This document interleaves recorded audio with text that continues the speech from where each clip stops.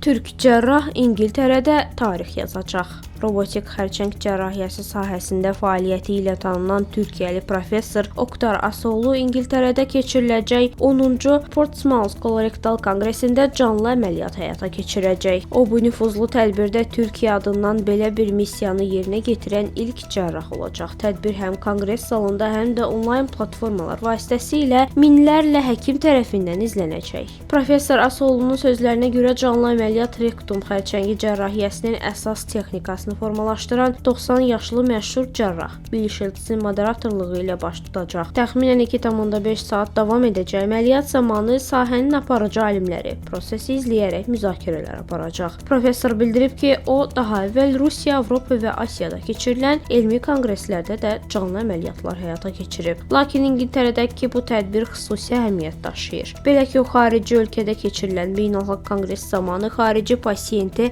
əməliyyat edən ilk türk cərrah kimi tarixə düşəcək.